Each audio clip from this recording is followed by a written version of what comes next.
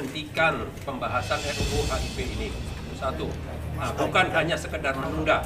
Dan alhamdulillah pada akhir pembicaraan para wakil DPR menyatakan akan berjanji akan menghentikan pembahasan itu walaupun dengan mekanisme yang ada, karena sekarang ada di pemerintah. Nah, lucunya beberapa hari lalu pemerintah menyatakan ada di DPR. Nanti kalau sudah masuk ke pemerintah akan menunda. Jadi masih momen kucing-kucingan. Insya Allah kami sudah melek, kami sudah tahu semua, dan kami sudah tahu siapa inisiatornya.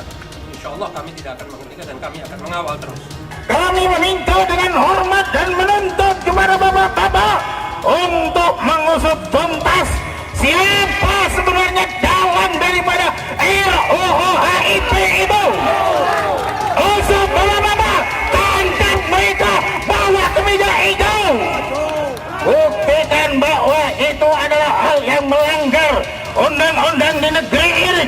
Itu adalah akal-akalan yang ingin mereka lakukan, adalah merupakan makar terhadap konstitusi di negeri ini. Takbir! Kabar Harian mengabarkan.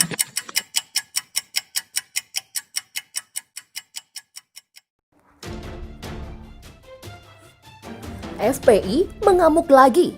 RUU HIP belum tuntas, rakyat akan terus menghajar. Aliansi Nasional Anti Komunis atau ANAK NKRI akan kembali menggelar demonstrasi di gedung MPR DPR Jakarta pada Kamis 16 Juli. Dalam aksi mereka yang kedua ini, mereka menuntut agar DPR mencabut rancangan Undang-Undang Haluan Ideologi Pancasila atau RUU HIP dari prolegnas dan pengusutan inisiator RUU tersebut. Demikian kata koordinator aksi, Ferry, kepada cnnindonesia.com. ANAK NKRI ini beranggotakan 174 organisasi masyarakat. 3 diantaranya adalah Persaudaraan Alumni PA212, Front Pembela Islam atau FPI, dan Gerakan Nasional Pengawal Fatwa GNPF. Ketua Umum PA212 Slamet Ma'arif mengatakan, masa aksi kali ini akan lebih besar dari sebelumnya. Slamet mengklaim akan ada puluhan ribu orang yang memadati lingkungan aksi. Selain menuntut agar RUU ini dicabut dari prolegnas, mereka juga menuntut agar inisiator RUU HIP yang menjadi polemik segera diusut. Kemudian juga pihaknya akan menuntut untuk segera mengusut inisiator dari RUU ini, dan yang ketiga akan menuntut siapapun, apapun, partai ormas yang ingin mencoba untuk mengganti Pancasila dengan apapun itu untuk dibubarkan. RUU HIP menjadi polemik di tengah masyarakat. RUU usulan DPR itu dipermasalahkan karena dianggap memeras Pancasila menjadi Trisila dan Ekasila. Selain itu, RUU HIP tidak mencantumkan TAP MPRS nomor 25 tahun 1996 yang melarang ajaran komunisme dalam konsideran. Beberapa ormas Islam telah menyatakan pendapatnya menolak RUU ini. Aliansi Nasional Anti Komunis (ANAK NKRI) akan kembali menggelar demonstrasi di gedung DPR MPR Jakarta pada Kamis hari ini. Mereka menuntut agar DPR bersikap dan mencabut rancangan Undang-Undang Haluan Ideologi Pancasila atau RUU HIP dari prolegnas. Aliansi diklaim beranggotakan 174 orang dari organisasi masyarakat. 3 diantaranya adalah Persaudaraan Alumni PA212, Front Pembela Islam FPI, dan Gerakan Nasional Pengawal Fatwa atau GNPF. Tanggal 16 ini adalah sidang paripurna untuk penutupan masa sidang DPR MPR. Inilah kesempatan itu pasti akan dipergunakan oleh DPR untuk mengambil keputusan-keputusan. Demikian kata Slamet Ma'arif saat menggelar konferensi pers di Gedung Dewan Dakwah Islam Indonesia, Jakarta. Dia mengatakan masa aksi akan lebih besar dari sebelumnya.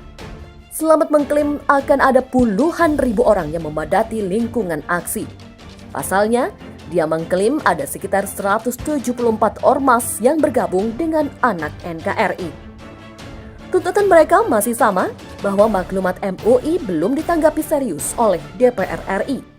Tuntutan umat dan ormas di berbagai kabupaten, kota, dan provinsi juga sampai saat ini belum ditanggapi. Pihaknya akan terus berjuang sampai RUU ini betul-betul dicabut dibatalkan tanpa syarat apapun.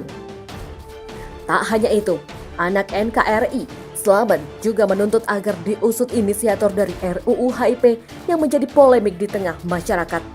Kemudian juga, pihaknya akan menuntut untuk segera mengusut inisiatornya dari RUU ini, dan yang ketiga juga akan menuntut siapapun dan apapun partai ormas yang ingin mencoba untuk mengganti Pancasila dengan apapun untuk dibubarkan.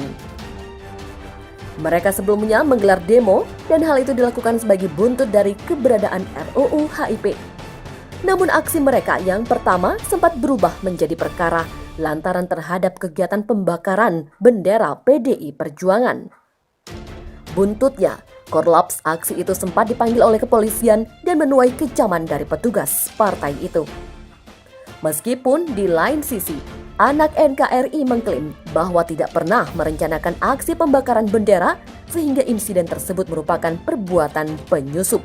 Sejumlah konfederasi dan serikat buruh memutuskan mengundurkan diri dari tim teknis yang membahas Omnibus Law, rancangan undang-undang atau RUU Cipta Kerja dalam unsur tripartit. Keluarnya kalangan buruh dari tim teknis yang dibentuk Kementerian Ketenagakerjaan itu disinyalir karena arogansi Apindo maupun Kadin. Unsur Apindo atau Kadin dengan arogan mengembalikan konsep RUU usulan dari unsur serikat pekerja dan tidak mau menyerahkan usulan konsep Apindo atau Kadin secara tertulis. Demikian kata Presiden Konfederasi Serikat Pekerja Indonesia dalam keterangan tertulis yang diterima Kompas.com. Semula, tim teknis dibentuk untuk mencari jalan keluar atas buntunya pembahasan klaster ketenagakerjaan, termasuk menindaklanjuti kebijakan Presiden Jokowi dan Ketua DPR RI yang menunda pembahasan klaster ketenagakerjaan. Dari unsur serikat buruh, mereka mewakilkan 15 anggotanya dalam tim teknis tersebut, antara lain dari KSPI, Konfederasi Serikat Pekerja Seluruh Indonesia atau KSPSI, Konfederasi Serikat Buruh Sejahtera Indonesia, hingga Federasi Serikat Pekerja Perkayuan dan Perhutanan Indonesia. Dalam perjalanannya, tim ini bertemu untuk kali pertama pada Rabu 8 Juli 2020. Dalam pertemuan tersebut, serikat pekerja yang tergabung di dalam Majelis Pekerja Buruh Indonesia atau MPBI menyerahkan satu konsep bersama draft sandingan RUU Cipta Kerja kepada pemerintah dan unsur Apindo maupun Kadin secara tertulis. Menurut Said, draft itu berisi analisa dan pandangan kalangan buruh mengenai dasar penolakannya terhadap klaster ketenagakerjaan. Kemudian juga mengusulkan agar Undang-Undang Nomor 13 Tahun 2003 tentang ketenagakerjaan dijadikan sebagai perlindungan kesejahteraan yang paling minimal bagi pekerja maupun buruh. Sehingga tim teknis ini harus menghasilkan kesepakatan, baik pasal yang disetujui atau tidak, dan harus ada keputusan tim dalam bentuk rekomendasi untuk diserahkan kepada Presiden. Biarlah Presiden yang kemudian memutuskan yang terbaik untuk bangsa dan rakyat yang selanjutnya menjadi bahan dalam rapat di DPR RI. Said mengungkapkan sejumlah alasan mengapa kalangan buruh keluar dari tim teknis yang membahas Omnibus Law RUU Cipta Kerja. Pertama, tim tidak memiliki kewenangan untuk mengambil keputusan dan kesepakatan apapun, tetapi hanya mendengarkan masukan dari masing-masing unsur. Adapun masing-masing unsur yang dimaksud adalah unsur tripartit, yakni pemerintah, serikat pekerja, dan Apindo maupun Kadin. Alasan kedua, unsur Apindo maupun Kadin dengan arogan mengembalikan konsep RUU usulan dari unsur serikat pekerja. Menurut Said, arogansi yang ditunjukkan Apindo maupun Kadin karena merasa setelah mendapat dukungan dari unsur pemerintah, dalam hal ini Kementerian Ketenagakerjaan. Barangkali mereka merasa di atas angin karena merasa didukung oleh unsur pemerintah.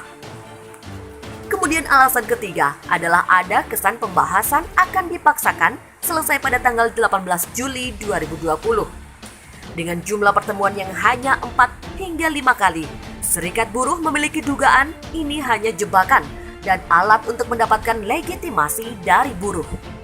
Karena tidak mungkin membahas pasal-pasalnya sedemikian berat hanya dalam 4 atau 5 kali pertemuan.